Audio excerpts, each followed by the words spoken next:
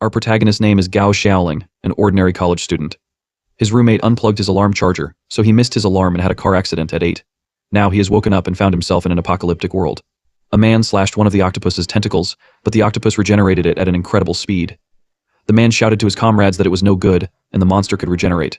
At first, Xiaoling thought he was the chosen one. With a halo of glory, he believed he would kill all the monsters and save the world like the main character. But he quickly realized something was wrong. The first time, he led the survivors out of the siege but was bitten by a zombie and died. Yet, when he opened his eyes again, he was back in the same spot. The second time, he used his previous life's experience to lead them through the zombies, but they starved to death. The third time, he disguised himself as a zombie to steal food, but was shot in the head by the military. The fourth time, he finally awakened his powers but was betrayed and killed after establishing his base. Then came the fifth time, the sixth time, and every time he died, he returned to the day he first arrived. Xiaoling was frustrated. Knowing it was already his ninth time, he gave up hope and lay flat. But he was still caught as a conscript. Suddenly, the octopus swung all of its tentacles around, and the men who were trying to fight it ran away. One of them shouted that the people in the safe house were still waiting for supplies to save their lives, but the leader yelled that if they didn't run, they would all die there. The men rushed away, leaving behind a poor lady who was caught by the monster, begging for help and pleading not to be left behind. The octopus tightly held the lady, making her cry and scream in pain. Xiaoling, who saw it, thought that since there was no way out, he might as well have some fun. This time, at least before he died, he wanted to help the lady. He dashed forward, raised his sword, and released his power, shocking the men. They worriedly asked what he was doing, thinking he was going to get himself killed.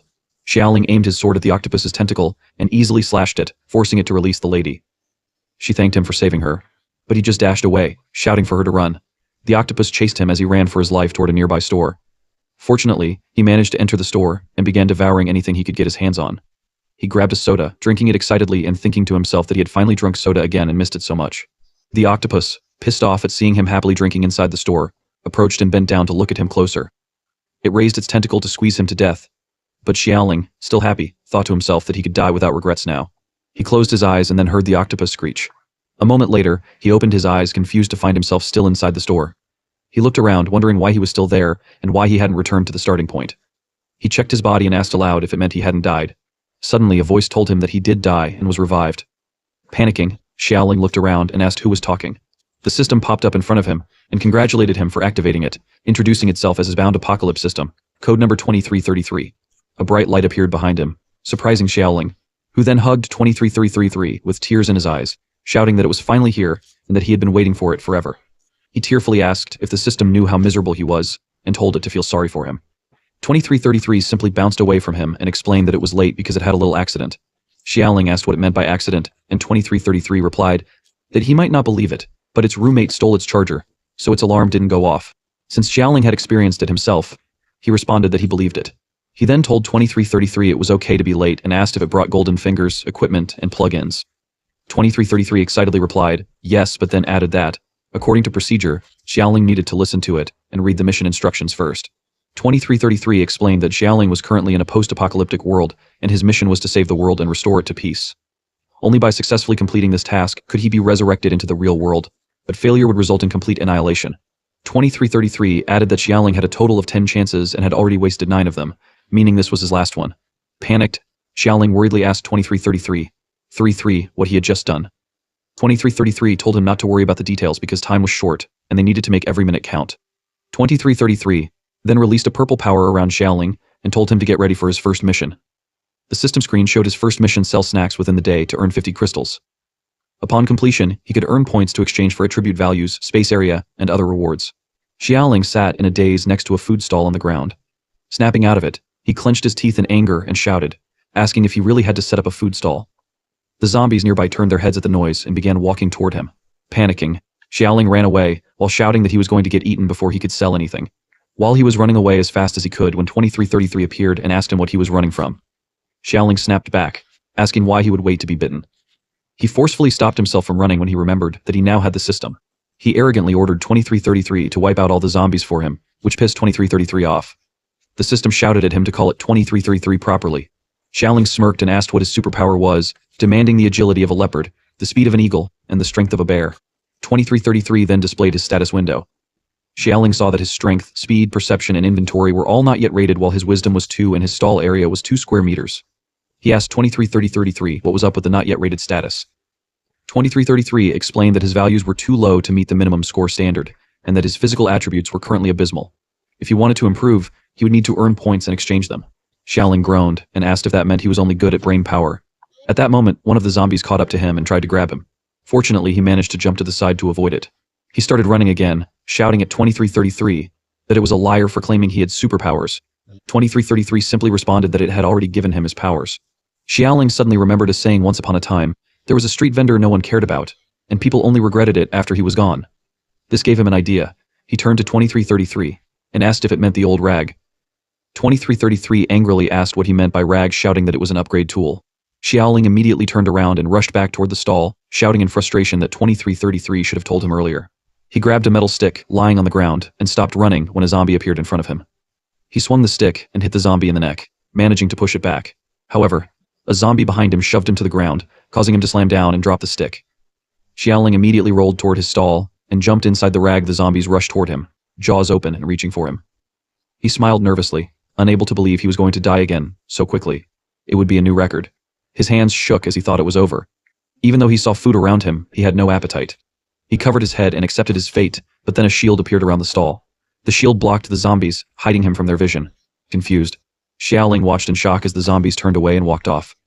Stunned, he muttered in disbelief, asking if the zombies were blind. 2333 appeared and explained that it wasn't just a rag.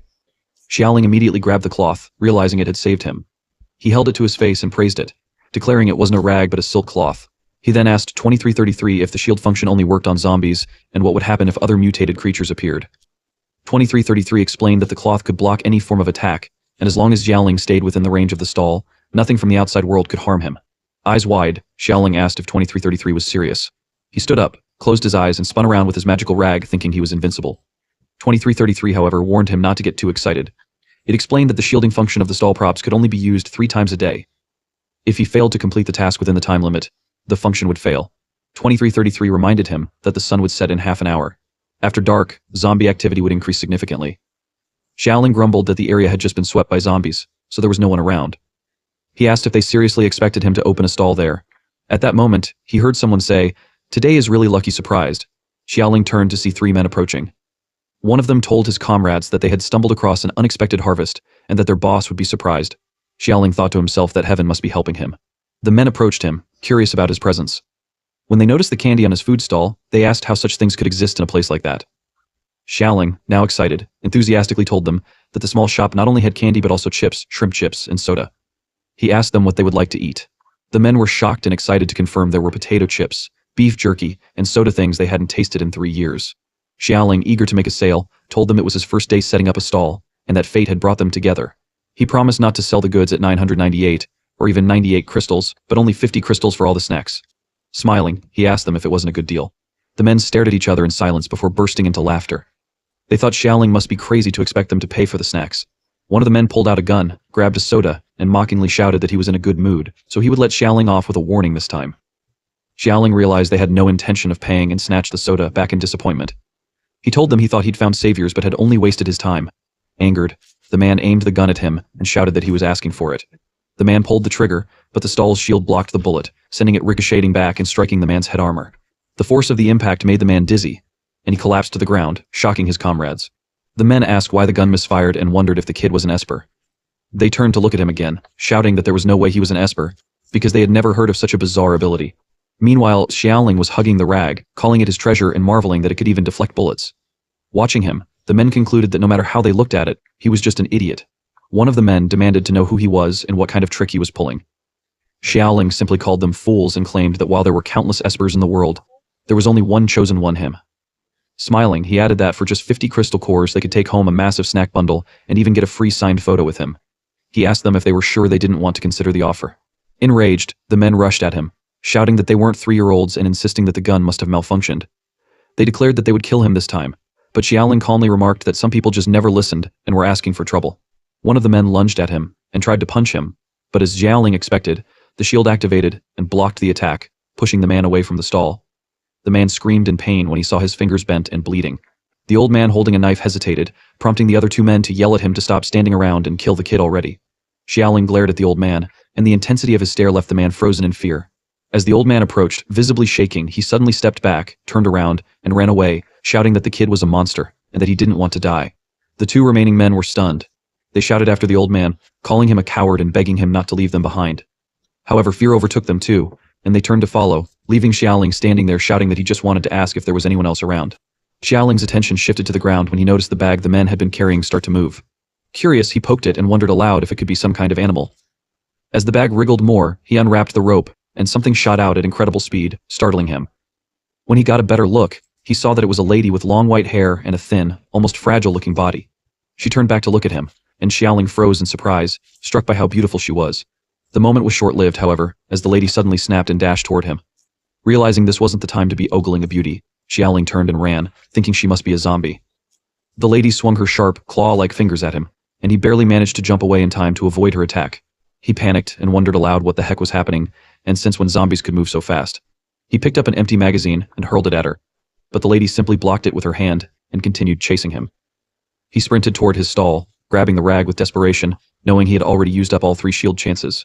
He muttered that if he'd known, he would have saved them, because if he got caught now, it was game over. Before he could process what was happening, the lady jumped into the air and landed right in front of him, blocking his escape. Shocked, Xiaoling fell to the ground, paralyzed with fear as the lady approached him with piercing, glaring eyes. Desperate, he grabbed food from the stall and threw it at her, hoping it would slow her down. He shouted for her not to come any closer, but she didn't stop. Reaching for the last pack of food near him, he threw it toward her with all his strength, tightly squeezing his eyes shut and bracing for the worst. When nothing happened, Xiaoling hesitated before slowly opening his eyes. To his shock, the lady was standing still, happily enjoying the octopus snack he had thrown her. After chewing, she swallowed the snack and seemed happy to have eaten it. Xiaoling, watching her reaction, asked himself if zombies like to eat dried squid. Before he could finish the thought, she began moving closer to him with an eager and hungry look on her face. He panicked, realizing the dried squid was gone and unsure if she would eat anything else. Still, he quickly opened another snack and threw it to her when she got closer. To his relief, she accepted it and enjoyed it. Seeing this, Xiaoling began throwing more snacks on the ground while slowly backing away. When he finally felt the edge of the cliff beneath his feet, he glanced back and saw lava bubbling far below. Without hesitation, he threw a bag of chips off the cliff and shouted for her to go after it. She immediately jumped, speeding after the falling chips. He wiped the sweat off his forehead in relief and muttered that he had given her snacks, so she shouldn't eat him. Turning around, his eyes landed on a shining weapon, lying on the ground. He picked it up and realized it was a high-grade dagger.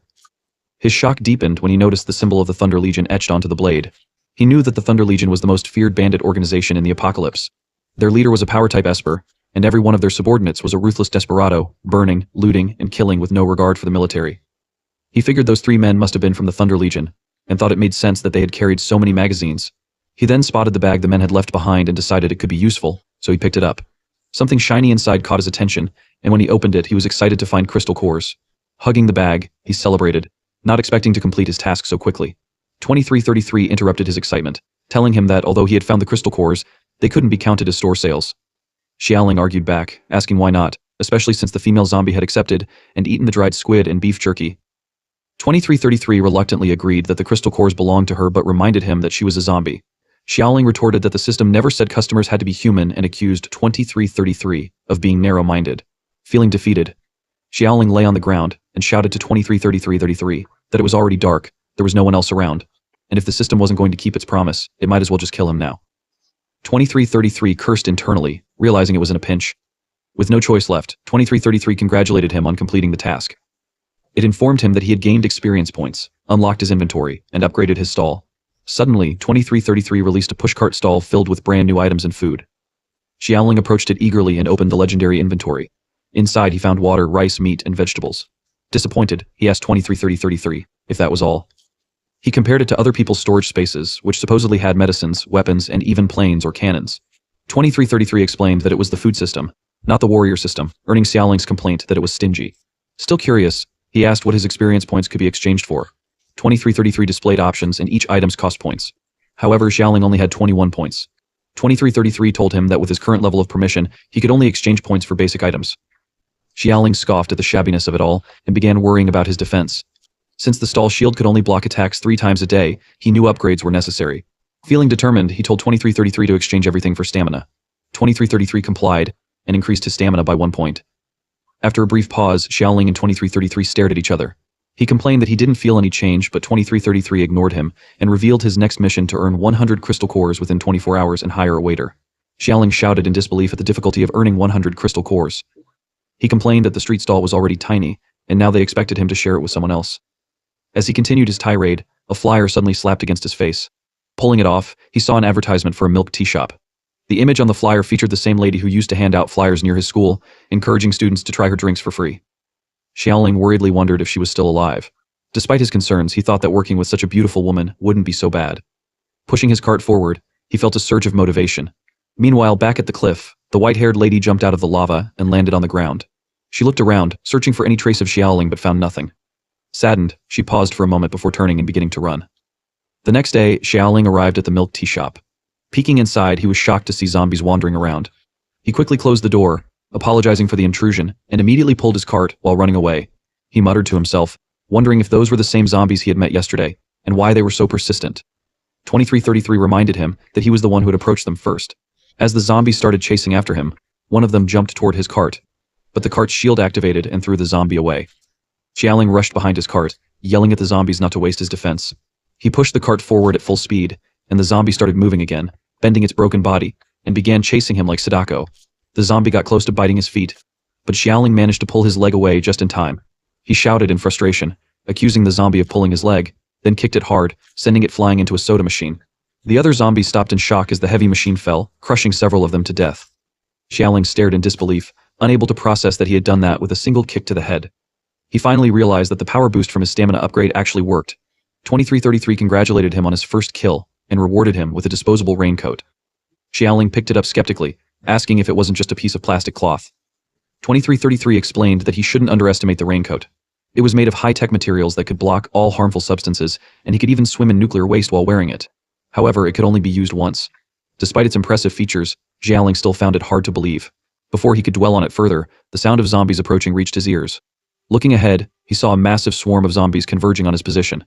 He guessed that the noise he had made earlier must have attracted them. Frantically looking around, he realized there was no way to retreat. Suddenly, a voice called out to him. Turning around, Xiaoling saw the yellow-haired lady standing in one of the stores, motioning for him to come over. At that moment, the zombies inside the crushed soda machine revived. The sounds of their movement triggered the nearby zombies, causing the swarm to rush toward him. Panicking, Xiaoling ran for his life toward the lady's store and successfully made it inside just in time. The zombies threw themselves against the door, but it was too strong for them to break through. Catching his breath, Xiaoling gratefully thanked the lady for saving him at the perfect moment. However, as he looked at her more closely, he recognized her. She asked him if he knew her, and Xiaoling eagerly explained that he was a student at a university where she used to promote milk tea. He reminded her that she had even treated him to a free drink once. The lady considered his words and thought to herself that he didn't seem particularly remarkable.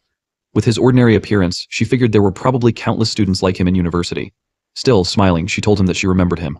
She added that he was particularly good at basketball and loved peach-flavored pearl milk tea. Xiaoling immediately corrected her, telling her that he was actually on the football team, and that he didn't even like eating peaches. She didn't mind it and just hugged his hand while telling him that it was great to see him, which made him shy when he felt her warm hug. He then realized that he still didn't know her name. She introduced herself as Ai Kyun, and he introduced himself back. She sweetly called him brother, shocking him and making him cry, because it was the first time in his life a girl had called him brother. He felt lucky, because she was such a beautiful girl. But she wondered why he was crying. He was busy crying when he heard a can roll behind him. He immediately looked back, asking what it was and who was there. He picked up the can and wondered what it was. He was then shocked when he heard a loud banging sound coming from behind the door. He reached for the door's handle, but before he could open it, Kyun shouted that there was a rat and hugged him in fear, shouting that she saw it. He asked her where it was, and she dragged him in the other direction, telling him it had run over there without noticing someone with red eyes hiding behind the door he was about to check. Suddenly, Kyun fell, acting dizzy. He panicked and asked her what was wrong. She replied that she was so hungry because she had been stuck there for 5 days without food. Realizing she was just hungry, he told her it was easy to fix. He then let her down and told her to wait because he would go make her something to eat. Excitedly, he began searching under his cart, asking what he should make: noodles, steamed buns, or cola chicken wings. She stared at him, thinking about the food, and walked closer to his cart. She noticed that he had eggs, flour, and even oil, and she wondered where he found so much food. Smiling, she thought he didn't expect that such a fat sheep like him would make her fortune. She picked up one of the eggs, but it vanished. Confused, she grabbed another egg, but when she moved it away from the cart, it also vanished without her realizing that ingredients from the snack cart could not be stolen, and any items taken without Xiaoling's permission would automatically return to their original position. She wondered what was going on and if she was hallucinating. Walking closer to him, she thought about taking him down first and then claiming everything in the cart for herself. However, when she tried to grab the knife behind her back, she couldn't find it. Panicking and confused, she wondered where her knife had gone. He then asked her if she was looking for it while holding up the knife. She shouted that it was hers and demanded to know how it ended up in his hand. He explained that he had grabbed it when she pretended to be dizzy but added that cooking requires a knife. Since his little shop had just opened and he didn't have the proper tools yet, he said he would borrow it for now and asked if she didn't mind. She stammered a reply, saying no, but internally wondered how he knew she had a weapon on her and if he had been on guard against her the whole time. She then told him not to misunderstand, saying that she knew how hard it was for a girl to survive in the apocalypse, so the knife was just for self-defense. He simply told her that he believed her. She then asked if he could return the knife once he was done with it, to which he replied yes. After using it, he gave it back to her, telling her the knife was very sharp and advising her not to use it carelessly. She just smiled at him after getting the knife back and positioned herself, suddenly shouting that she thought it worked just fine. She then launched the knife at him, calling him a stupid kid who was so easy to fool and telling him he deserved it if he died. However, the cart's shield deflected her attack and pushed her back. He calmly reminded her that he had told her not to mess around with it, but she just wouldn't listen. She shouted that he was an esper, accusing him of setting her up, and screamed that she would fight him to the death. She jumped and swung her leg down at him with force, but he calmly attacked her with pepper spray, hitting her eyes and making her scream in pain, shouting that it burned. Kyun rolled around on the floor, holding her eyes in pain. He grabbed the mustard and told her that if she couldn't handle spicy, she should have said so because he always made sure to cater to his customers' tastes. He then poured mustard powder on her, asking if she liked barbecue and suggesting adding a little mustard to it. She shouted for him to stop and coughed repeatedly, but he just called out to the people inside the room, warning them that if they didn't come out now, their comrade was going to be pickled. The room door suddenly burst open, and two kids rushed outside holding bats, shouting at him to let go of their boss. He was shocked to see them. The little boy shouted to Kyun not to be afraid because they were there to rescue her, and the little girl yelled at him not to dare hurt their boss. He simply grabbed the kids and told them that, at such a young age, they were already causing trouble and gathering a group to harm others. Kyun stood up and shouted at him not to hurt them, challenging him to come at her instead if he had the guts. He threw the kids at her, reminding her that she was the one who said it, and they all stumbled to the floor. A moment later, he checked the room and found instant noodles, biscuits, and canned food. Looking back at the kids and Kyun, who were tied up, he remarked that it looked like many people had already fallen for their trick before him. Kyun admitted that she had never failed until now, and asked how he spotted the flaw. He simply replied that he could only say those people were just too stupid. He then picked up an open can and pointed out that Kyun had claimed she'd been stuck there for 5 days without food, yet the can still had leftover soup in it, clearly opened not long ago. He also pointed at fresh bloodstains on the ground and observed that none of them had any wounds, concluding that someone else must have been injured or killed there. Feeling a chill, he realized he had almost become one of their victims. The little boy shouted at him that those people had it coming because, if they hadn't tried to take advantage of Kyun, they wouldn't have fallen for the trick. The little girl agreed, shouting that they never tricked good people and only went after big bad guys like him. Hurt by their words, he wondered what made them think he looked like a bad guy. Kyun then told him that, in the apocalypse, everyone was just trying to survive, and they couldn't be blamed for it. He agreed with her and took out a knife, asking Kyun if it was fair that, now that they were in his hands, they couldn't blame him for whatever he decided to do. Kyun worriedly asked what he intended to do while the kids trembled in fear. He approached them, telling them that it had been a long time since he'd had fresh meat, and that today might finally be the day he got a taste. The kids cried in fear, shouting that they didn't want to be eaten. He smirked at their reaction, getting revenge on the little punks for questioning his good looks. Kyun suddenly shouted that if he was going to eat someone, he should eat her instead and let the kids go because they were still young. The little girl begged him not to eat Kyun, and the little boy shouted that adult meat wasn't tasty and that he should eat him instead because his meat was tender. Confused about what was going on, he stared at the three frauds acting all lovey-dovey, making him feel like the bad guy. Suddenly, the little girl coughed, and the little boy worriedly called out to his sister. Kyun shouted that the little girl, named Xiao Ling, was hurt, and that tying her up like that made it hard for her to breathe. He skeptically asked Kyun if they were trying to trick him into loosening the ropes so they could stab him, but then Ling coughed even more harshly. Still unconvinced, he remarked that her acting skills were better than Kyun's. The little boy shouted that they weren't lying, and Kyun pleaded with him, saying that if it continued, Ling would die. He ordered 2333 to check, and 2333 began scanning Ling's vital signs. The system reported that Ling had a severe infection in her body, which was already festering and spreading. Without treatment, she wouldn't survive more than 3 days. Suddenly, Ling coughed up blood, startling him. Without hesitation, he cut the ropes, freeing her. He then freed the little boy, and Kyun as well, both of whom rushed to Ling's side, worried as she collapsed in pain. A moment later, after changing her bandages, he stared at her wound and realized it was a gunshot wound. Shocked, he asked who could be so cruel to a child. Kyun furiously replied that it was the Thunder Legion. Kyun then sadly explained to him that the kid's mother was a regular customer at her store. When the apocalypse broke out, their family was buying milk tea there. She added that she had watched a lot of apocalyptic movies before, so when she saw someone biting another person on the street, she immediately felt that something was wrong and closed the store. Soon after, the news reported that it was a zombie virus outbreak and warned everyone not to go outside, leaving the customers trapped inside. At first, everyone remained united and encouraged each other to wait for rescue, but as days passed, food became scarce, and people's true natures began to surface. One day, a man grabbed bread from the kid's mother. The mother asked him what he was doing and reminded him that the food was supposed to be shared.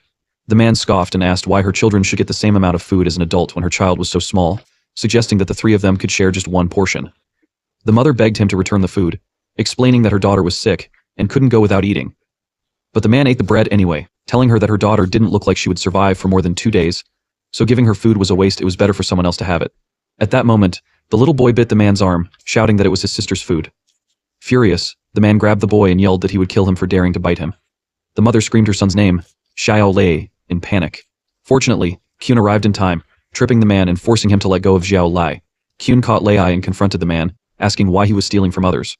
The man snapped back, asking her if she really considered that small piece of bread food, saying it wasn't enough to feed anyone and that starvation would soon kill them anyway. Kyun handed Lei back to his mother and scolded the man, calling him a coward for fighting children instead of zombies. Enraged, the man insulted her, shouting, "How dare you talk to me like that?" An old woman then interjected, pointing out how many people were there and that the small amount of food wasn't enough to feed everyone. She asked Kyun if she could spare a little more. A young man added that, in the worst-case scenario, they could repay her after the apocalypse was over. Kyun calmly explained to everyone that it was a milk tea shop, not a supermarket, and that all the food had already been taken out. The old woman, suspicious, pointed at the locked room and asked if Kyun had really taken everything out. She demanded to know why the door to that room was locked. Kyun replied simply that it was the changing room, but the old woman shouted that she didn't believe her and insisted she open it. Kyun retorted, asking why she should. The man then accused her of hiding food in the room, shouting that she was letting everyone starve while eating alone. The young man joined in, calling her selfish. The kid's mother tried to defend Kyun, reminding everyone that they wouldn't have survived until now if it weren't for her. However, the man shouted at her to shut up, claiming he would have gone home long ago if not for Kyun. The old woman agreed, shouting that if they had left earlier, they might have already been rescued by the government army and taken to a safe zone. Kyun calmly told them that if they wanted to leave, they could go now. This angered the man even more, and he shouted at her for being so arrogant. Suddenly the young man, the old woman, and the lady grabbed Kyun and shouted for the man to break down the door. The man smashed the door open, shouting that she'd better just wait. When he looked inside, however, he found only clothes. Confused, he asked why there were so many skirts if it was a milk tea shop. The old woman scoffed, saying she knew Kyun wasn't a decent woman. The lady clung to her boyfriend, loudly claiming that good girls don't dress like that, and accusing Kyun of seducing someone. Kyun shouted at them, saying they were going too far, but before anyone could respond, the shop door suddenly exploded. A military vehicle bearing the logo of the Thunder Legion Guild crashed into the shop. A man wearing an eye patch got out and shouted, "There are people here." The man asked who are they, but one of the Thunder Legion eye-patched man grabbed the suspicious man and shouted that they were Thunder Legion, and if he didn't want to die, he should hand over the food. The man, terrified, begged them not to hit him and pointed at Kyun, shouting that she had hidden all the food. The men then noticed the women. One of them shouted to his brothers, excitedly declaring that it had been a long time since they'd seen such a beautiful woman. They chased after Kyun, the kid's mother, and the children as they fled. The arrogant lady from before was caught, and her boyfriend begged the men to spare him, offering up his girlfriend instead. One of the Thunder Legion men caught Kyun, shouting for her not to run because he would make her fly. Kyun immediately pulled out her knife and swung it at the man, but he dodged it. Angered, he pointed a gun at her and shouted that she was courting death. Suddenly, Ling appeared in front of Kyun to protect her, shouting for Kyun to be careful. Before Kyun could react, Ling was shot, leaving Kyun, Lei, and the kid's mother horrified. The eye-patched man scolded the shooter, calling him an idiot and asking if he didn't know that shooting would attract zombies. In frustration, the long-haired man shot the arrogant lady in the head and ordered his men to evacuate immediately, shouting for them to leave nothing behind.